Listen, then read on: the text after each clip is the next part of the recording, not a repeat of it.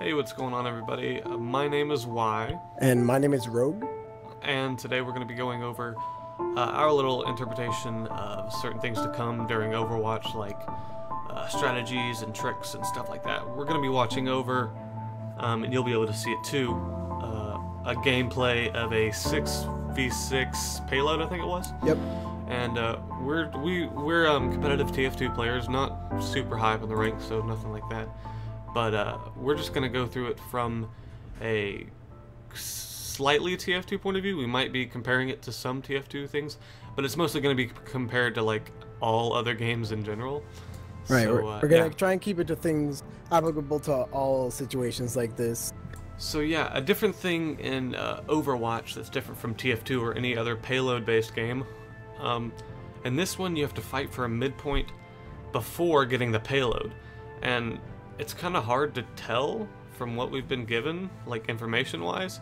We're not sure if you have to fight for it to see who is offense and defense, or somebody is already offense or defense, and the first point to fight over is just to like see if you're like worthy of pushing the cart, I guess.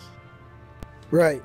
Now, what makes it interesting compared to normal payloads is typically the offending team will have the payload very close to where they spawn, and the defending team will have to travel a large distance. So it's great here that they have the control point in the middle of the field so that it's a fair fight for both teams, rather than one team getting spawn camped or the other one losing way too much ground because they have to travel too far. And I think in here they have almost, like, really close to exactly the same amount of time. I think it's directly in the middle of the map. I mean, it'll be close, but then the weird thing is that one team starts off in spawn, and another team is able to go out and set up. Usually it's defense that's able to go out and set up, but in this one, offense goes out and puts up sentries and stuff, and then goes and fights for mid. It's kind of weird. Wait, is it red or blue? It's so confusing. Yeah, we're used to teams being color-coded, so Yeah. defense. Okay, no, it is defense that's able to let out. Okay, so defense is let out early. So this is kind of like leaning towards that offense and defense are already pre-chosen. Red and blue or whatever it is to let you differentiate them. Yeah. But here we can see a lot of the mini sentries being set up around the area, which I'm sure will help stop the offending team pretty quickly out the gate. And we're calling them mini sentries because I don't think they name them anything else. We're not really sure. Right. And maybe turrets or, you know. we have learned that Mercy does not have an overheal, so it is kind of pointless for her to heal before the gates open. But we're not sure if she's able to heal until the time is down. And so here's a good point right here. A Bastion and a Mercy would be a great combo, but the one fact is that Bastion cannot turn around. So if you have something like a Reaper, like right now, or another maybe like a Tracer, another character that can go quickly past something, that can get past Bastion before he can turn around, may be able to go in and take on the Mercy and kill it. And we plan on seeing a lot of Mercy picks with classes like that. You'll be able to see a few more like blinks and recalls from Tracers that can be easily used to kill Mercies. But unfortunately in this video, the Mercy and the Tracer are on the same team, so we won't really be able to see that.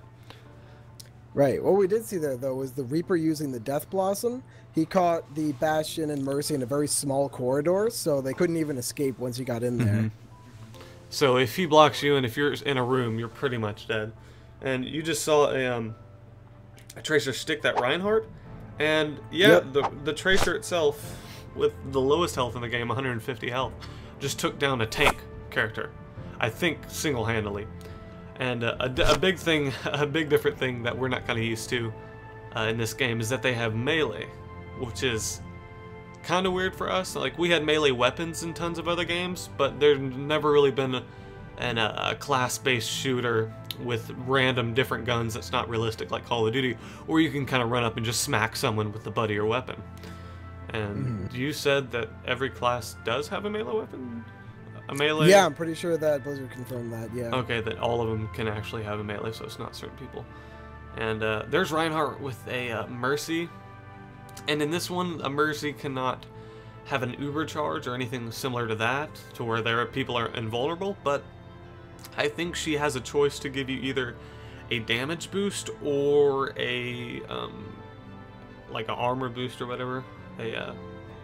Yeah, you could see there how they were fighting for that control point, and Winston was putting out a lot of damage, so she switched to the damage buff, and he was able to put out a lot more than he would otherwise.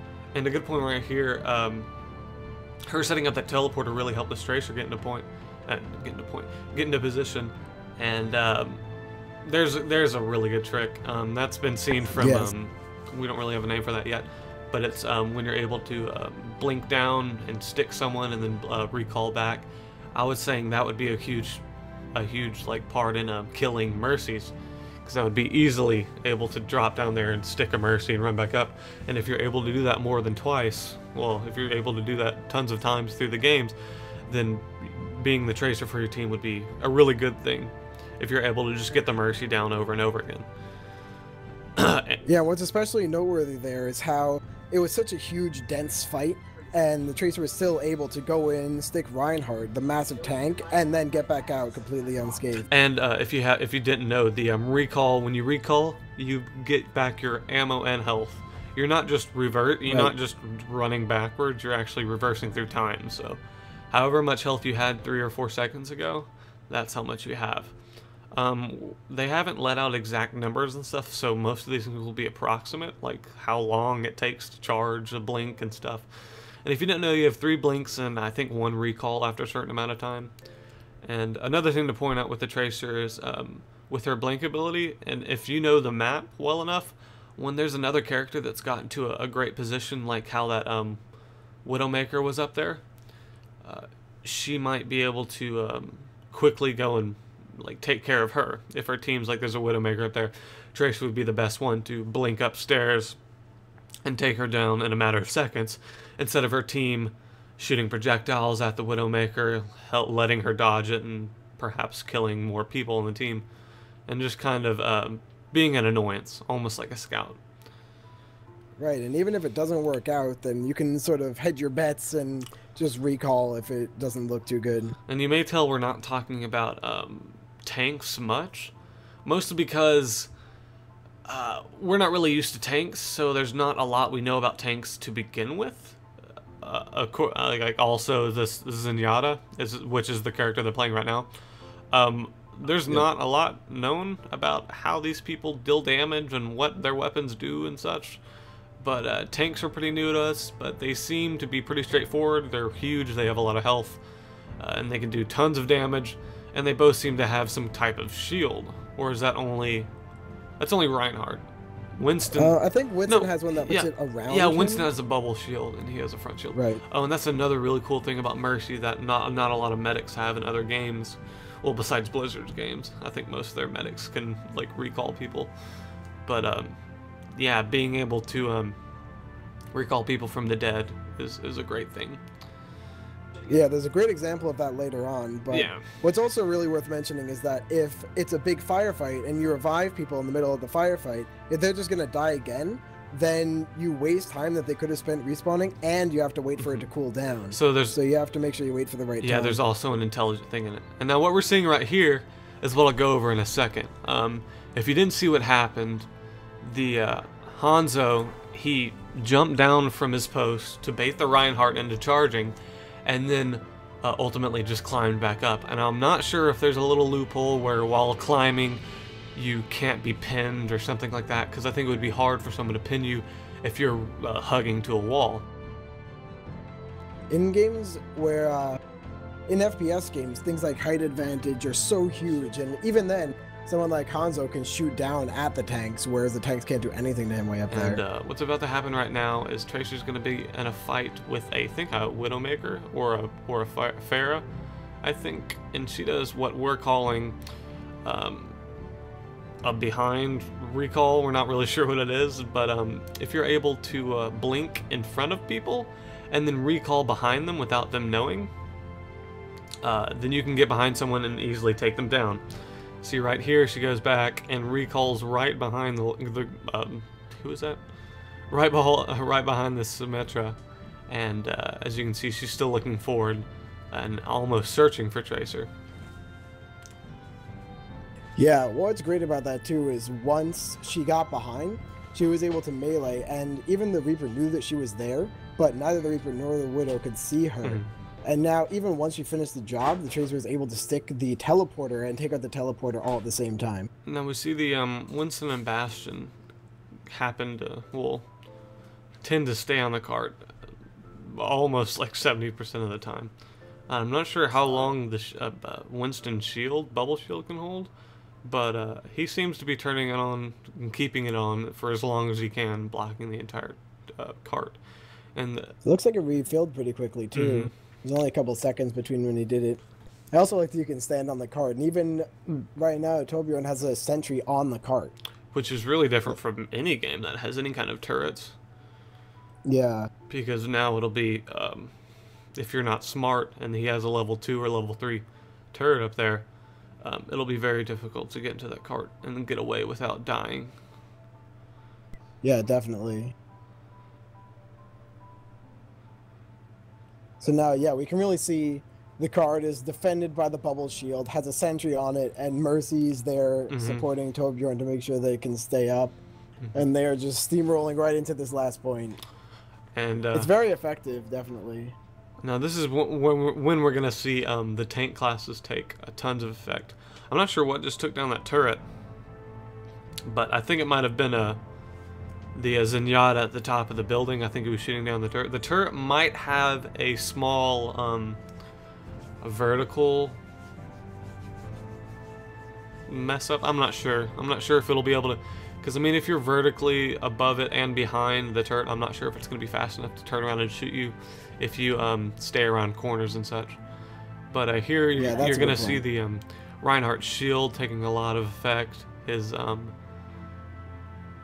taking down all the big tank classes like Winston.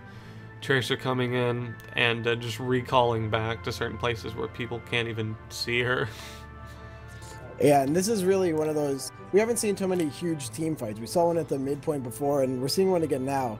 Things like Zenyatta's massive healing aura going all around, helping his teammates, is being huge. And now we just saw Mercy revive multiple teammates. And now it's just... I don't even see where the Mercy is. Yeah, it's now... Yeah, I'm not sure how far her thing is, but I think it's... I don't even think she has to be close. I think she can just choose which players she wants, and she can just revive them wherever they were, because I saw one on the other side of the map.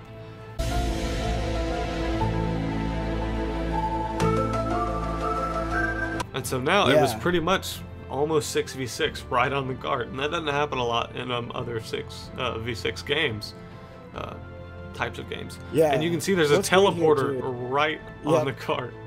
And we've seen those dragons go by, and they look really powerful, but half the time I see them go by, nobody really dies.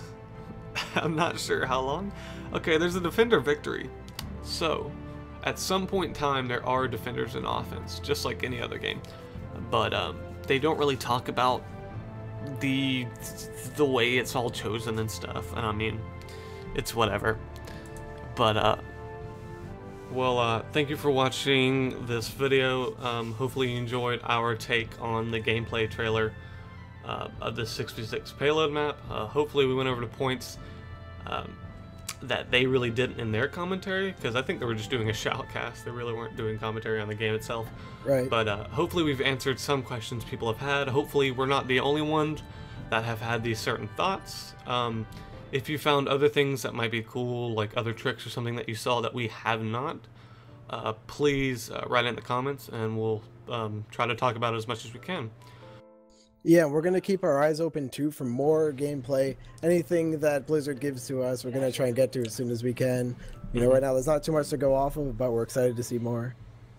Again, leave your comments if you found something that we haven't. Leave your comments on what you think we should go over, and I think we'll see you guys next video. Thanks for watching. Bye.